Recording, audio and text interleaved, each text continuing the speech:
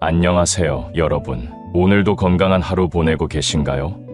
영상 시작하기 전에 구독과 좋아요 부탁드립니다. 선생님, 제가 매일 등산도 하고 운동도 하는데 왜 자꾸 아플까요? 영양제도 꼬박꼬박 챙겨 먹는데 기운이 없어요. 60년간 대학병원 의사로 일하면서 매일 이런 이야기를 듣습니다. 저는 대학병원에서 현역 의사로 일하고 있는 103세의 김정수입니다. 아직도 하루 20명의 환자를 진료하고 있죠. 김 선생님, 도대체 비결이 뭐예요? 그 나이에 어떻게 현역으로 일하실 수 있으세요? 환자분들이 가장 많이 하시는 질문입니다. 최근 서울의 의과대학에서 충격적인 연구 결과를 발표했습니다. 50대 이상 성인 10명 중 8명이 잘못된 방식으로 건강관리를 하고 있다는 사실이 밝혀진 겁니다. 제가 오늘 여러분께 특별한 이야기를 들려드리려 합니다. 103세까지 현역으로 일할 수 있었던 진짜 비결, 그동안 단 한 번도 공개하지 않았던 제 건강 습관을 모두 알려드리겠습니다.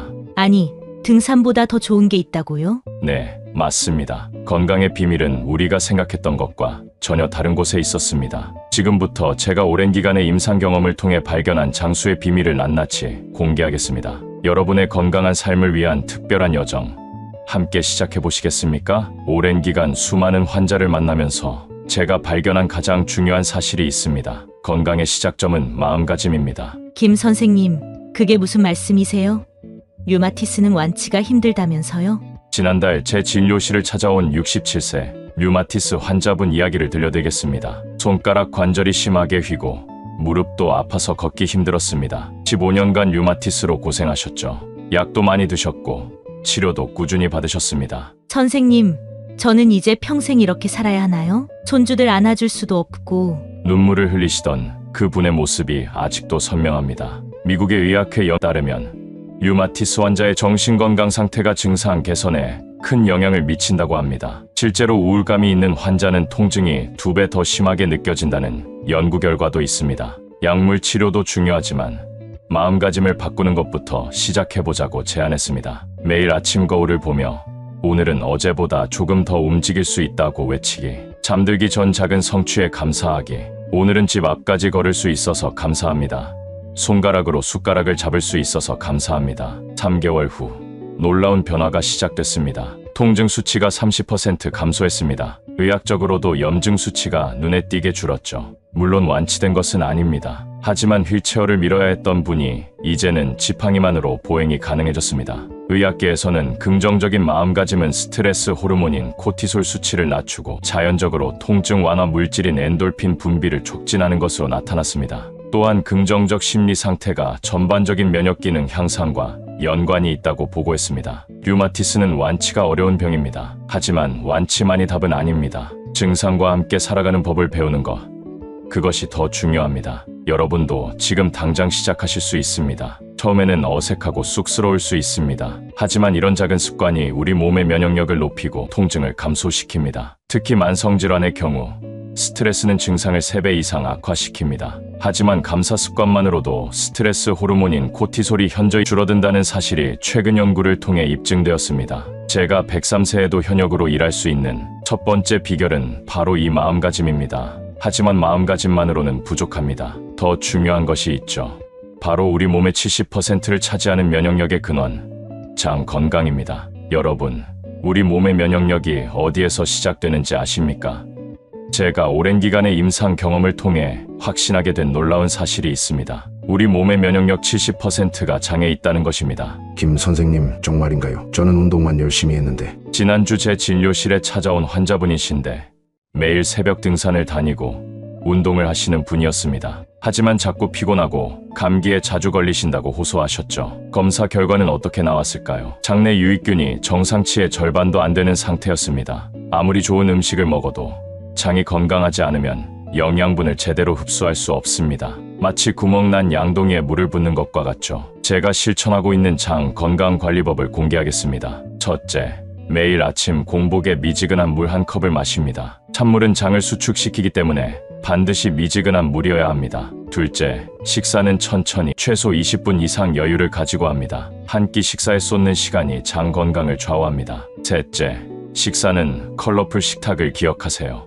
밥그릇보다 야채 그릇이 더 커야 합니다. 제 환자분들께 늘 하는 말씀입니다. 밥은 작은 공기에 반만 담으세요. 대신 색깔 있는 야채를 듬뿍 드세요. 초록색 브로콜리, 빨간색 파프리카, 노란색 호박. 색이 다양할수록 영양도 다양해집니다. 단백질은 필수입니다. 손바닥 크기의 생선이나 두부, 달걀 한 개면 충분합니다. 특별히 강조드리고 싶은 게 있습니다. 바로 생으로 먹는 기름입니다. 김 선생님, 기름이면 다 같은 거 아닌가요? 아닙니다. 올리브 오일이나 들기름은 요리하면 영양이 파괴됩니다. 밥에 한 숟가락 둘러 드시거나 샐러드에 뿌려 드세요. 특히 당뇨 걱정 있으신 분들께 추천드립니다. 이런 건강한 기름은 혈당 조절에 도움을 줍니다. 양은 어떻게 해야 할까요? 효과를 빨리 보고 싶거나 몸에 좋으니까 많이 먹어야 하나요? 하루 한 숟가락이면 충분합니다. 양보다 규칙적으로 먹는 것이 중요합니다. 이렇게 채소, 단백질, 건강한 기름의 균형만 맞추시면 약에 의존하지 않고도 건강을 지킬 수 있습니다. 그리고 가장 중요한 건데요.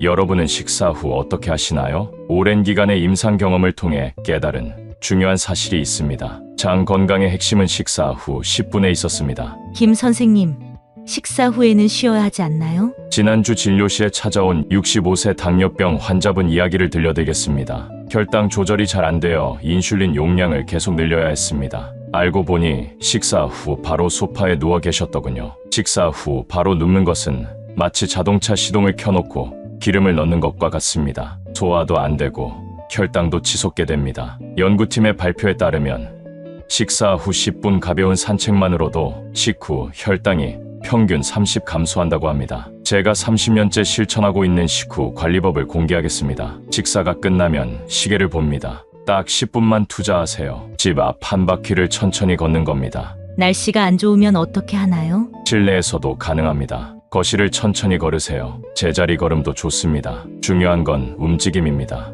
이렇게 간단한 것만으로도 효과가 있나요? 놀랍게도 이 습관으로 3가지 효과를 볼 수 있습니다. 첫째, 소화가 잘 됩니다. 움직임이 장 운동을 활성화시키기 때문입니다. 둘째, 혈당 조절이 됩니다. 근육 운동으로 포도당 흡수가 촉진됩니다. 셋째, 지방 축적이 감소합니다. 식후 바로 움직이면 칼로리가 지방으로 덜 전환됩니다. 하지만 바쁜 직장인은 어떻게 하나요? 점심시간을 활용하세요. 식사 시간 50분, 산책 10분으로 나누세요. 사무실 주변 한 바퀴면 충분합니다. 실제로 제 환자 중 직장인 박 과장님은 이 습관으로 3개월 만에 당화혈색소가 8.5%에서 6.8%로 떨어졌습니다. 장 건강은 우리 몸 면역력의 70%를 좌우합니다. 그리고 그 장 건강은 식후 10분에 달려 있습니다. 여러분의 건강한 삶을 위해 오늘 점심 식사 후 10분만 투자해 보시겠습니까? 그리고 저녁 식사는 잠들기 3시간 전까지 끝내야 합니다. 장도 우리처럼 휴식이 필요하기 때문이죠. 그렇다면 장이 건강해지면 수면의 질도 좋아질까요? 바로 그렇습니다. 장 건강과 수면은 때려야 뗄 수 없는 관계입니다. 제가 70살의 큰 고비를 넘긴 후 깨달은 수면의 비밀, 이제부터 자세히 말씀드리겠습니다. 잠이 보약이다라는 옛말이 있습니다. 하지만 현대인들은 이 진리를 자주 잊어버립니다. 바쁘다 보니 잠을 줄이게 되는데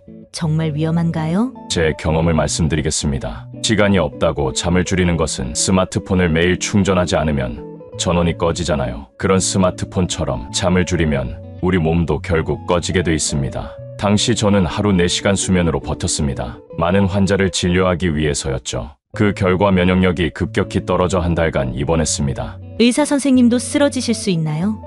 물론입니다. 의사라고 해서 예외는 없습니다. 의학적으로 밝혀진 충격적인 사실이 있습니다. 미국 국립보건원 연구에 따르면 지속적인 수면 부족은 심혈관 질환과 당뇨병 같은 만성질환의 위험을 크게 높인다고 합니다. 그럼 그냥 많이 자면 되는 거 아닌가요? 아닙니다. 중요한 건 수면의 질입니다. 밤 10시부터 새벽 2시 사이가 핵심입니다. 이 시간대에 우리 몸의 재생 능력이 최고조에 달하기 때문이죠. 제가 40년째 실천하는 최고의 수면법을 공개하겠습니다. 첫째, 잠들기 1시간 전부터는 조명을 어둡게 합니다. 밝은 조명은 우리 뇌를 각성 상태로 만듭니다. 거실 TV를 켜놓은 채로 주무시는 분들이 많은데 이는 수면의 질을 크게 떨어뜨립니다. 둘째, 밤 9시부터는 스마트폰 사용을 줄입니다. 잠들기 직전까지 뉴스나 유튜브를 보는 습관이 있다면 책이나 잔잔한 음악으로 바꿔보세요. 셋째, 낮잠은 꼭 30분으로 제한합니다. 제 곁에는 늘 타이머가 있습니다. 30분이 지나면 어김없이 일어납니다. 잠들기 전에는 화장실 한 번 더 다녀오세요. 한밤중에 깨면 다시 잠들기가 쉽지 않거든요. 제가 특별히 강조하고 싶은 습관이 있습니다. 자기 전 따뜻한 우유 한 잔입니다.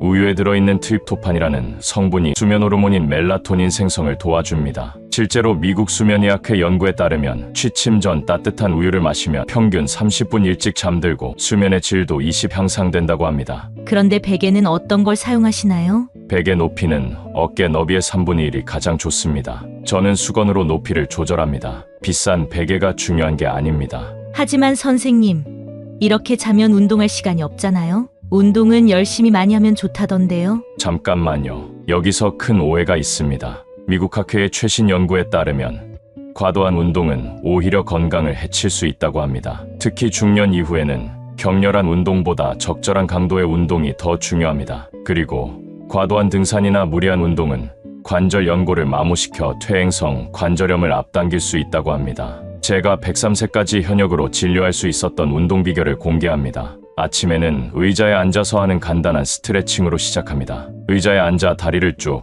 펴고 발끝을 당겼다 폈다 하는 동작을 10회씩, 무릎을 가볍게 들었다 내렸다 하는 동작을 반복합니다. 이것만으로도 하루를 활기차게 시작할 수 있습니다. 점심 식사 후엔 15분 산책을 합니다. 멀리 갈 필요 없습니다. 우리 집 주변 한 바퀴면 충분합니다. 저녁엔 가벼운 맨손 체조로 마무리합니다. TV 뉴스 보면서 하는 스트레칭이면 충분하죠. 여기에 관절 건강을 위한 식단 관리도 중요합니다. 관절 건강을 위한 식사법, 어렵지 않습니다. 제가 매일 실천하는 방법을 알려드리겠습니다. 첫째, 뼈와 관절을 튼튼하게 하는 음식입니다. 삼계탕이나 도가니탕을 자주 드세요. 미역이나 다시마로 끓인 국도 좋습니다. 생선은 흰살 생선을 골라서 드세요. 둘째, 몸속 염증을 줄여주는 음식입니다. 블루베리 한 줌이면 충분합니다. 시금치나 브로콜리 같은 푸른 채소도 꼭 드세요. 하루 한 줌의 호두나 땅콩도 도움이 됩니다. 셋째, 관절을 부드럽게 하는 음식입니다. 고등어나 연어를 자주 드세요. 아보카도도 좋습니다. 들기름 한 숟가락을 밥에 비벼 드셔도 좋아요. 이런 음식이 비싸고 구하기 어렵지 않나요? 걱정하지 마세요. 꼭 비싼 음식을 살 필요는 없습니다. 동네 마트에서 파는 고등어도 좋고 시장에서 파는 미역이나 다시마도 훌륭합니다. 중요한 건 매일 조금씩이라도 챙겨 드시는 겁니다. 건강한 식사는 약보다 더 좋은 보약이니까요. 들기름도 몸에 좋군요. 좋은 정보 감사합니다. 그런데 의자에서 운동하는 게 효과가 있을까요? 제 환자분들도 처음엔 다들 그렇게 말씀하셨습니다. 하지만 한 달만 따라 하신 분들은 놀라운 변화를 경험하셨죠. 관절이 부드러워졌어요. 계단을 오르는 게 한결 수월해요. 아침에 일어날 때 몸이 가볍네요라며 다들 만족해 하셨습니다. 이처럼 운동의 핵심은 꾸준함입니다. 한 번에 많이 하는 것보다 매일 조금씩 하는 게 훨씬 효과적입니다. 그런데 선생님, 혼자 하면 자꾸 게을러질 것 같은데. 바로 그겁니다. 건강관리에서 가장 중요한 또 하나의 비밀이 있습니다. 바로 사회적 관계입니다. 혼자서는 힘들지만 함께라면 가능합니다. 담배 한 갑이 수명을 5년 줄인다면 외로움은 수명을 10년 줄입니다. 충격적인 이야기죠.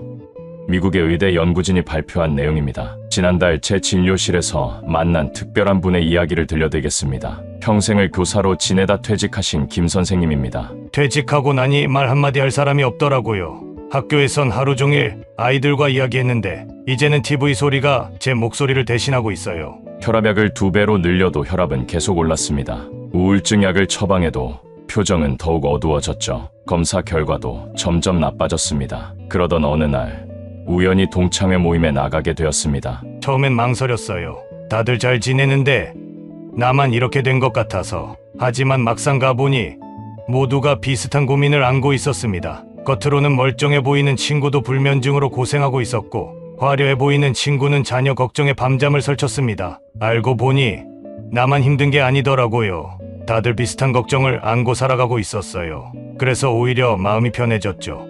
서로의 고민을 나누다 보니 자연스럽게 모임이 만들어졌습니다. 매주 만나 따뜻한 햇빛을 받으며 산책도 하고 도시락도 나눠 먹었죠. 놀라운 변화가 시작됐습니다. 3개월 만에 혈압이 정상으로 돌아왔습니다. 6개월이 지나자 우울증 약을 끊을 수 있었죠. 웃음소리가 진료실에 가득했습니다. 혼자라고 생각했는데 알고 보니 함께 할 수 있는 친구들이 이렇게 많았어요. 미국의 한 의대 연구팀에 놀라운 발견이 있습니다. 사람과 대화를 나눌 때 우리 뇌에서는 행복 호르몬이라 불리는 옥시토신이 분비됩니다. 사람과 이야기를 나눌 때 이 행복 호르몬이 나옵니다. 이 행복 호르몬이 하는 일을 자세히 설명해 드리겠습니다. 먼저 높은 혈압을 내려줍니다. 혈압약을 먹어도 잘 안 떨어지는 고혈압 하루 30분 대화로도 좋아질 수 있다는 뜻입니다. 둘째, 스트레스를 확 줄여줍니다. 잠도 잘 오고 머리도 맑아집니다. TV 보는 것보다 이웃과 차 한 잔 나누는 게 훨씬 좋습니다. 셋째, 우리 몸의 면역력을 높여줍니다. 감기도 덜 걸리고 피로도 덜 느끼게 됩니다.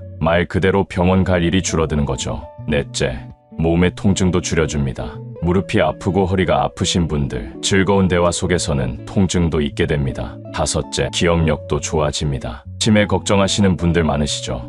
대화는 최고의 치매 예방법입니다. 그래서 얼마나 대화해야 하나요? 하루 30분이면 충분합니다. 아침에 이웃과 10분, 점심에 친구와 10분, 저녁에 가족과 10분, 이렇게만 해도 놀라운 변화가 찾아옵니다. 세계보건기구 연구에 따르면 매일 규칙적으로 대화하고 교류하는 어르신들은 그렇지 않은 분들보다 더 건강하게 오래 사신다고 합니다. 약을 먹어도 안 좋아지던 혈압이 대화를 나누면서 저절로 좋아지는 경우를 제 진료실에서 정말 많이 봤습니다. 여러분, 지금 당장 시작하실 수 있습니다. 옆집 할머니와 인사 나누기, 동네 친구와 걷기 운동하기, 자녀들과 전화통화하기, 이런 작은 대화들이 모여 우리의 건강을 지켜주는 겁니다. 약국에서 살 수 없는 최고의 보약, 바로 대화입니다. 하지만 선생님, 이 나이에 새로운 관계를 만들기가 쉽지 않아요. 그렇습니다. 갑자기 새로운 관계를 만들기란 쉽지 않죠. 제가 실천하는 방법을 알려드리겠습니다. 매일 같은 시간에 동네 한 바퀴를 걸으세요. 자연스럽게 얼굴을 마주치는 이웃이 생깁니다.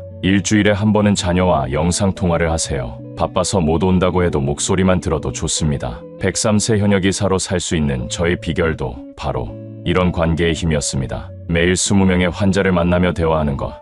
그것이 제 건강의 원천이었죠. 여러분, 매일 웃으며 할 수 있는 취미 하나가 있으신가요? 즐거운 취미를 가진 사람들은 그렇지 않은 분들보다 스트레스 수치가 절반이라고 합니다. 제 진료실에 특별한 분을 소개합니다. 76세 이미자님은 2년 전 우연히 다육이 화분을 선물 받으셨습니다. 처음엔 시들까봐 무서워서 만지기도 겁났어요. 근데 이게 웬걸?